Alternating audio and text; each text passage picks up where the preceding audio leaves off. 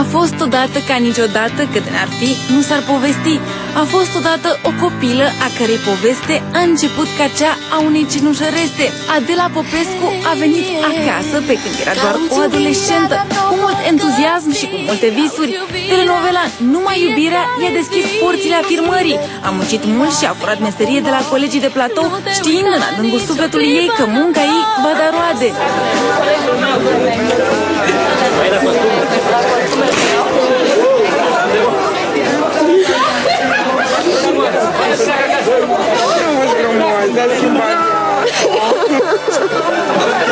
Norocul e de partea celor îndrăzneți, iar odată ce a căpătat încredere în forțele ei, Adela nu s-a sfiit să-și întindă aripile. A demonstrat că talentul nu poate rămâne mult timp nedescoperit și că în spatele iubirii pentru actorie să lăsluiește și un suflet sensibil și o voce excepțională. Am remarcat și noi talentul muzical al Adelei. Ca toată lumea?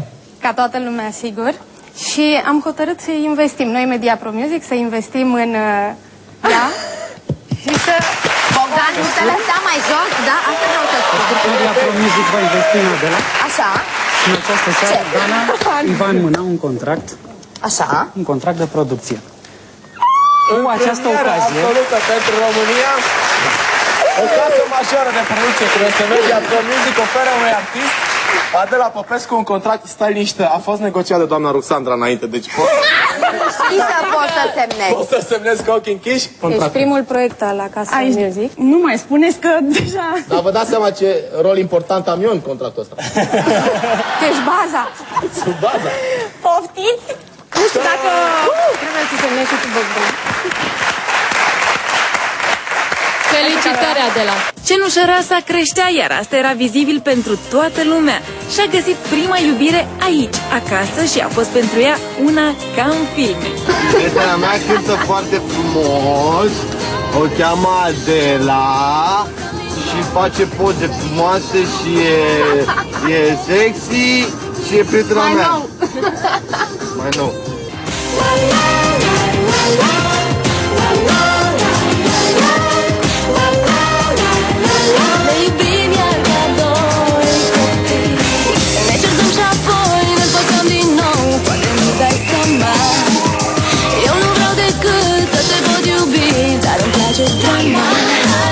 Povestea de iubire s-a stins, dar inima ei și-a găsit alinarea în muncă. Încet, încet Adela a înflorit și s-a transformat într-un fluture minunat, gata să-și demonstreze întregul talent. Marea familie de acasă a adoptat-o și a ridicat-o la rang de prințesă, iar evenimentele din viața ei au început să fie adevărate sărbători pentru toată lumea. Asta s-a văzut atunci când frumoasa Adela și-a serbat majoratul alături de părinți, de frați și de colegii care au susținut-o mereu. Eu vin de la filmare acum! Și sincer să fiu, nu mă așteptam la atât de multă lume și atât de drăguță și, nu știu, a fost superb, superb, cea mai frumoasă aniversare.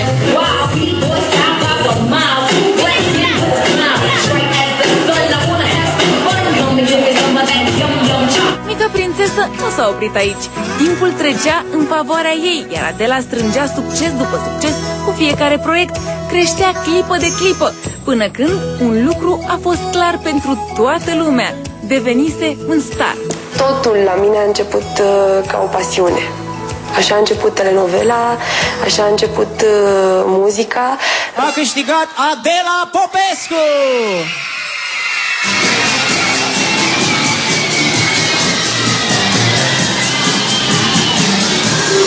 Bună seara, bine v-am găsit! Și uite cum devine cel mai important premiu și pentru mine. Uite, Puca vrea să-ți dea un pupic. Vezi să nu te lovești cu premiul, că e destul de dur. A venit Moș Crăciun puțin mai devreme. Hai, dă-i un pupic lui Puca, da? Am și tricouri cu tine acasă, să știi. Sunt foarte bucuroasă. M-ați încărcat cu foarte multă energie pozitivă, ce-mi va fi suficientă mult timp de acum încolo. Am primit-o și o dau mai departe. Mulțumesc mult de tot! Gloria nu i s-a urcat la cap. A rămas mereu dedicată meseriei și a încercat să ofere șanse și altor tineri cu visuri îndrăznețe și cu suflete mari. Mă întrebam dacă am fost suficient de clar când am vorbit despre premiul acestei emisiuni. Practic, până acum am spus că e vorba de un contract pentru un film sau telenovelă pe un an de zile cu produs de Media Pro Pictures. Păi da, până la urmă ce mai era de zis? Că lucrezi 6 zile din 7, 14 ore pe zi, că o să te înșere nevasta cu vecinul Sau cu vecinii. Ție așa sau... ți se întâmplă? Ție așa ți se nu, întâmplă? dar zic eu că sunt șanse foarte mari dacă treci pe acasă așa Hai să nu fim opționat. răi, că nu e Că cazul. prietenii te schimbă cu alții mai buni. Că oamenii îți zâmbesc pe stradă, că își iau autografe, că prietenii sunt mândri cu tine. Da, cei doi care nu te uită. Că să te sună non-stop și tu nu răspunzi că ești la filmare. Da, oare înțeleg? Cred că înțeleg. Bine, acum suntem răutăcioși. E o șansă extraordinară. Asta e cel mai important, că li se poate schimba viața. Inima Adelei s-a copt acasă. Iubirea pentru mama sa a călăuzit-o mereu. Chiar dacă uneori filmările și proiectele le-au făcut să se vadă mai rar, frumoasa actriță a ascultat mereu sfaturile mamei, femeia care a crezut mereu în talentul ei. Ce faceți de la ei? Ești obosită? Ce să fac? Nu despre asta e vorba acum. Nu sunt nici obosită, acum sunt fericită că, uite, chiar dacă ne vedem rar, ne vedem la ședința foto, dar e bine și așa că ne vedem și stăm împreună, asta e tot ce contează, indiferent în ce context. Este bine, uite, pentru mine e ca și cum ar fi pentru prima dată, că am emoțiile pe care probabil le are ea acum, mi le transmite. Vă puteți închipui, era cochetă, foarte preocupată de cum arată, a fost un copil precoce. Acum Adela este o prințesă cu drepturi depline. Milioane de fani din toată țara o iubesc și o urmăresc cu sufletul la gură tot aici, acasă, în comedia romantică Îngerașii.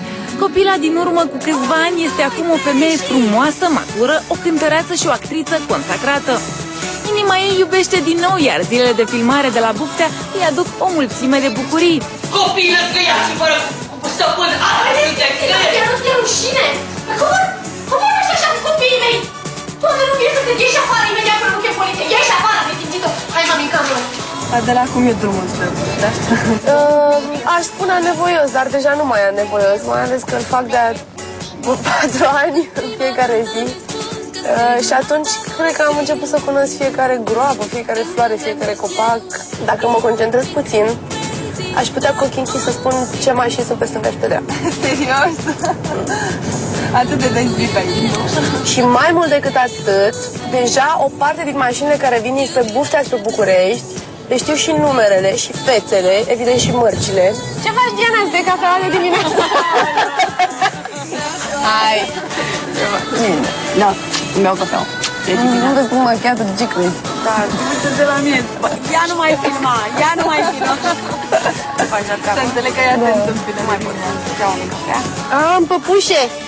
Păpușe ești, șmecheră. Eu mi-am făcut de acasă. Hai, ori la treabă.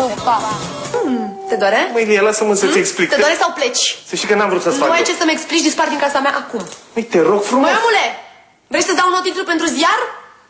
Un cadavru curios al unui jurnalist și mai curios a fost...